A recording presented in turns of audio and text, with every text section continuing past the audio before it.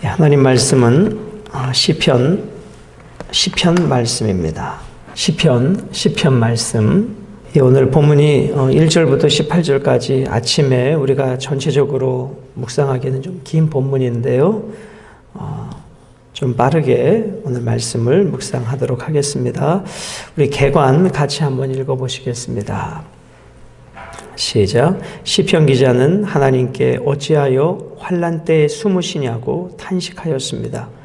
악인이 교만한 얼굴로 가련한 자를 억압하며 하나님이 없다고 하기 때문입니다. 그는 감찰하시는 하나님께 악인의 발을 꺾으시기를 간구하였습니다.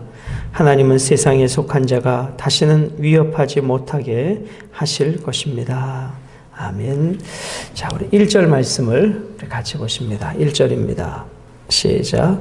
여호와여 어찌하여 멀리 서시며 어찌하여 환난 때에 숨으시나이까.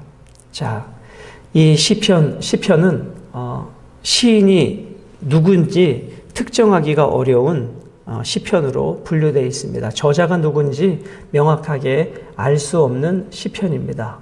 그러나 어떤 상황에서 쓰여졌는가는 우리가 본문을 통해서 이해할 수 있는 것은 하나님을 모르는 자들이, 세상의 권력자들이, 힘 있는 자들이 하나님의 백성들을 억압하고 탄압하는데 하나님은 언제까지 하나님의 백성들이 고난받는 것을 그렇게 지켜만 보고 계실 것입니까? 하나님 언제까지 당신의 백성들이 이렇게 고통당하는데, 오늘 1절의 말씀에 보면 어찌하여라는 단어를 2번이나 사용하고 계시죠. 어찌하여 멀리 계시며 어찌하여 환난 때에 숨으십니까? 하나님이 숨으셨다는 것은 아니지만 시인은 하나님을 찾아도 하나님이 나타나지 않으시니 마치 하나님이 숨으신 것처럼 그렇게 느껴지는 답답한 시인의 탄식을 우리는 보게 되어집니다. 하나님께 기도하지만 터질 것 같은 답답한 마음, 사회를 보면 이 사회가 전혀 달라질 것 같지 않은 악인들이 득세하는 그런 사회의 모순을 보면서 시인은 하나님이 숨으시는 것처럼 그렇게 탄식하고 있습니다. 2절입니다. 악한 자가 교만하여 가련한 자를 심히 압박하오니 그들이 자기가 베푼 꾀에 빠지게 하소서. 악한 자가 교만합니다. 하나님이라고 하는 존재를 전혀 인식하지 아니하고 자기가 가진 힘과 권력을 가지고 가련한 자를 심히 압박합니다. 힘이 없어서 그래도 살기 어려운 사람들을 낭떠러지로 그가 가진 힘으로 몰아가고 있는 것을 이렇게 표현하고 있습니다. 가련한 자를 압박한다. 그들이 압박하지 않아도 살기 힘든 어려운 사람들을 그들이 가진 권력으로 낭떠러지로 몰아가고 있다.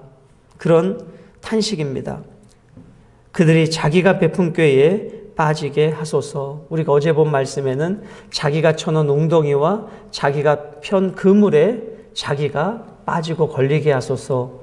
그런 시편의 기도처럼 오늘도 그런 기도가 있습니다. 자기가 베푼 꾀에 빠지게 하소서. 자기가 베푼 꾀에 빠지게 하소서.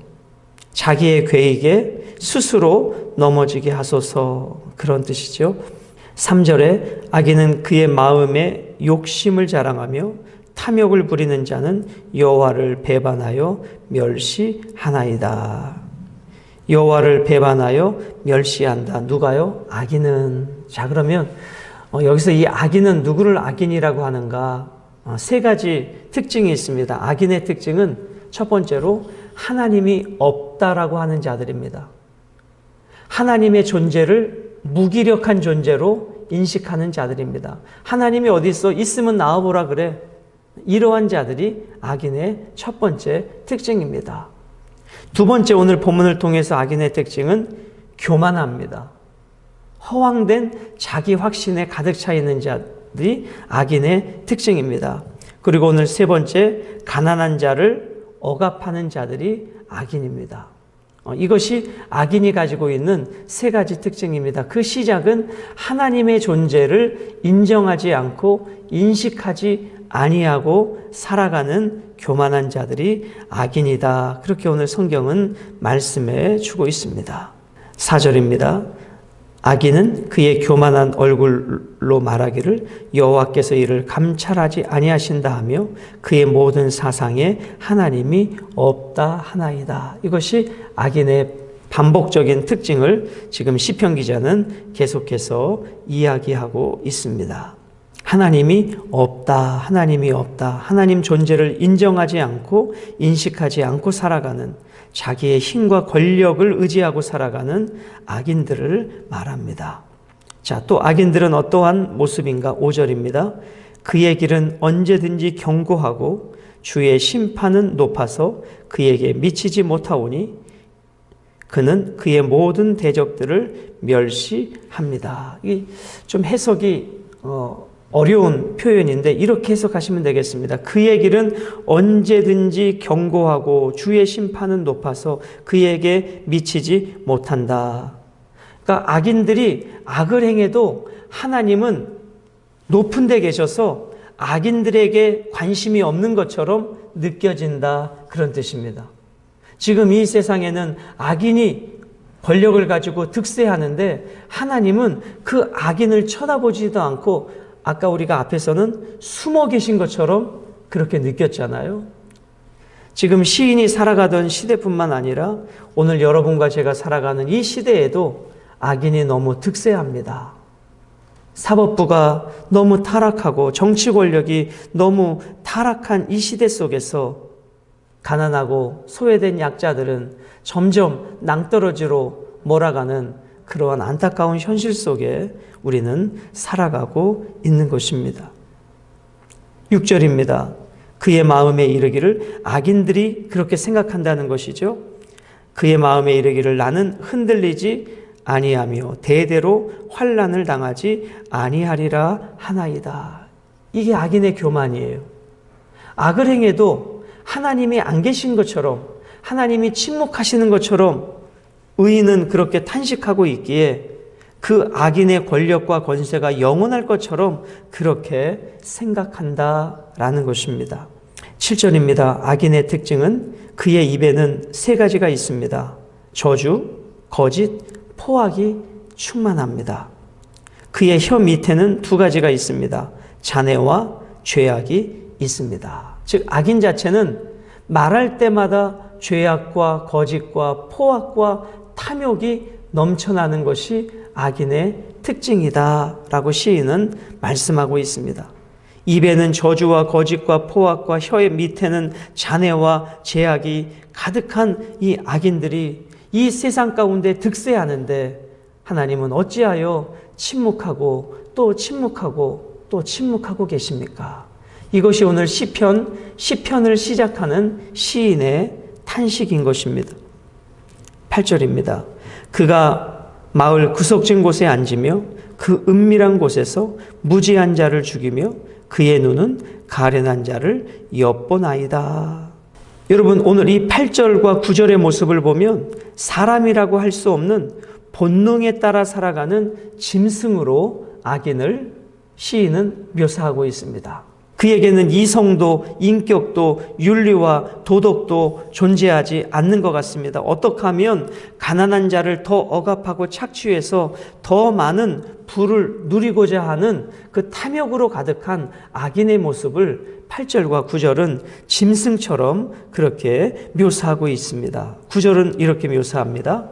악인을 사자가 자기의 굴에 엎드린 같이 그가 은밀한 곳에 엎드려 가련한 자를 잡으려고 기다리며 자기 그물을 끌어당겨 가련한 자를 잡나이다. 가련한 자.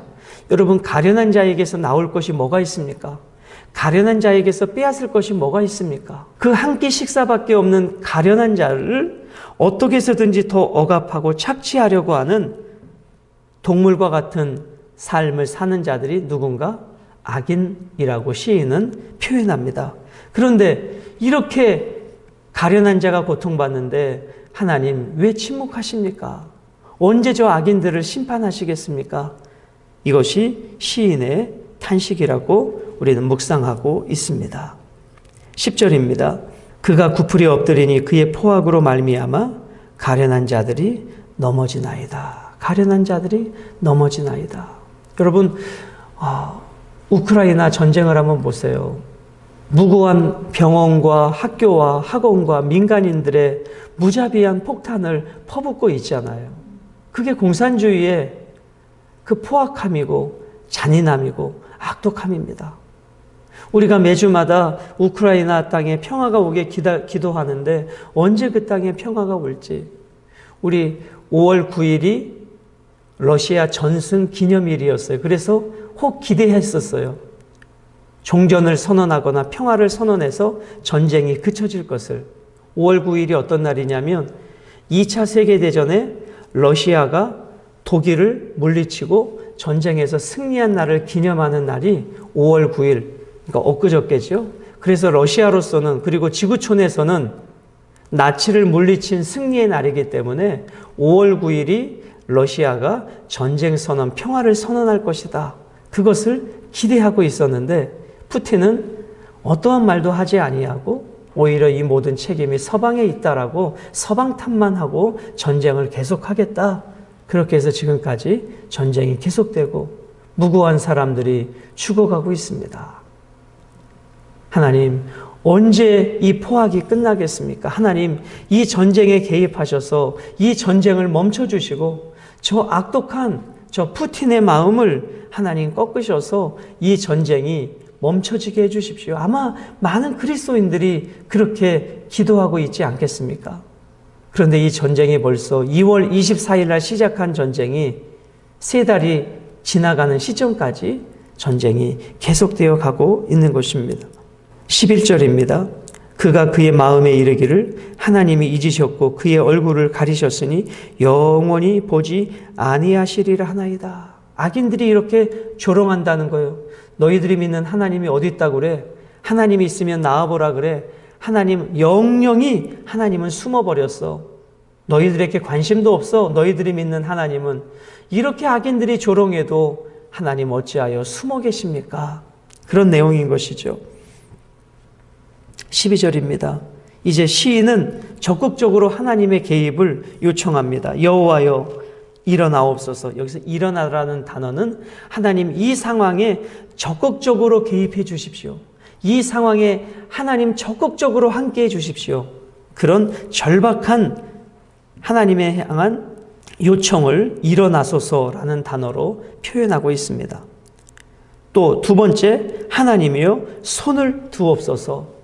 그 손은 어떤 손입니까? 악인을 진멸하는 손입니다. 악인을 심판하는 손입니다. 하나님 더 이상 침묵하지 마시고 일어나시고 손을 들어서 악인들을 심판해 주십시오. 가난한 자들을 잊지 마옵소서. 가난한 자들을 잊지 마옵소서. 13절 어찌하여 악인이 하나님을 멸시하며 그의 마음에 이르기를 주는 감찰하지 아니하리라 하나이까. 계속 반복적인 내용입니다. 14절입니다. 주께서는 보셨나이다. 주는 재앙과 원한을 감찰하시고 주의 손으로 갚으려 하시오니 외로운 자가 주를 의지하나이다. 주는 벌써부터 고아를 도우시는 이시니이다. 저는 이 표현이 너무나 감동이었습니다. 벌써부터. 지금 여기까지 시인은 하나님을 향한 탄식이었죠. 하나님, 이렇게 가련한 자들이 억압받는데 언제까지 침묵하십니까? 언제까지 얼굴을 숨기려십니까? 저 악인들은 하나님이 없다고 하고 하나님이 있으면 나와보라고 하는데 하나님 언제까지 숨어 계시렵니까? 그렇게 여기까지 왔잖아요. 그런데 오늘 여기 15절 말씀에 이제는 확신으로 나아갑니다.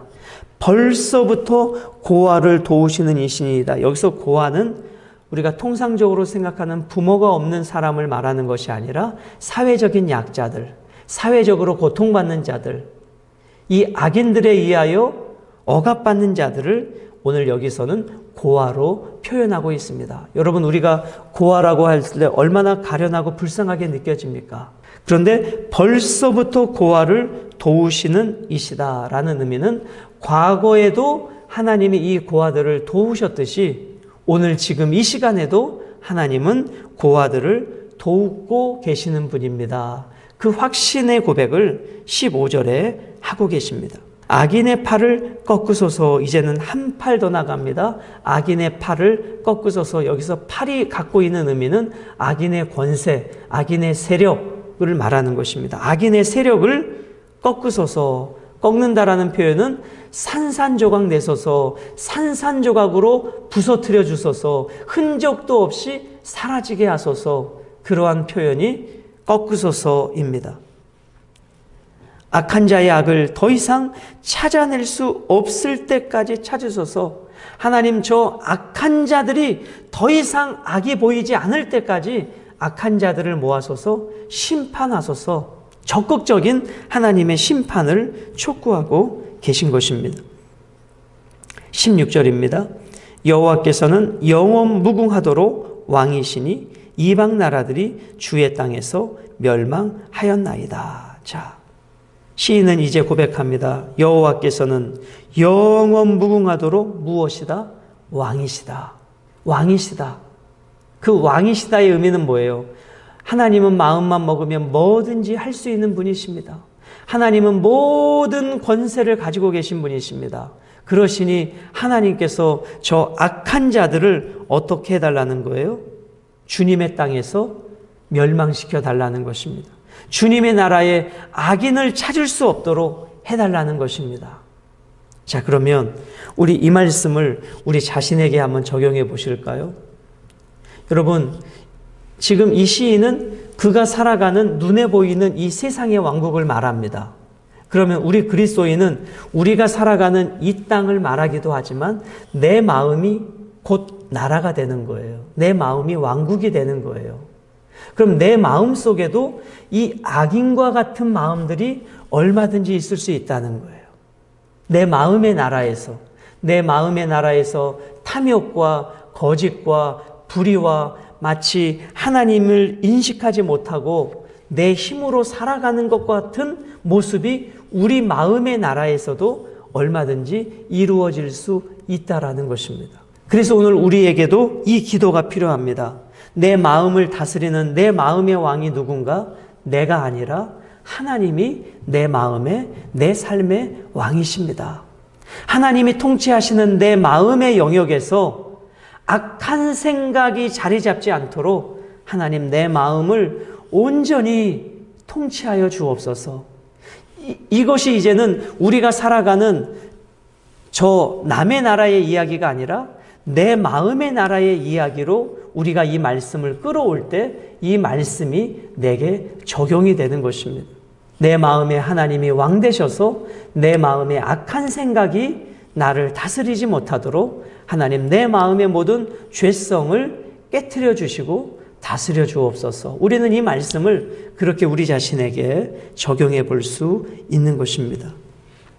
자, 우리 17절과 18절을 읽고 오늘 말씀 묵상을 맺겠습니다. 17절입니다. 여호와여, 주는 겸손한 자의 소원을 들으셨사오니 그들의 마음을 준비하시며 귀를 기울여 들으시고 고아와 압제당하는 자를 위하여 심판하사 세상에 속한 자가 다시는 위협하지 못하게 하시리이다.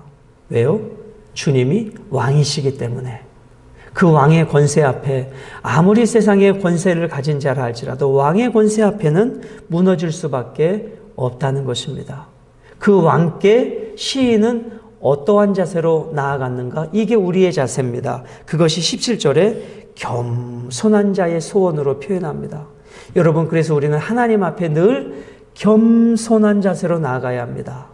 겸손한 자세로 나아가되 내가 가지고 있는 탄식과 기도의 제목들을 하나님이 들으실 것을 믿고 나아가야 합니다. 저는 오늘 이 말씀이 은혜가 됐습니다. 겸손한 자의 소원을 들으시는 하나님. 오늘 여러분과 제가 이 새벽에 겸손하게 하나님 앞에 우리의 탄식을 쏟아낼 때 하나님은 들으신다. 하나님은 들으신다.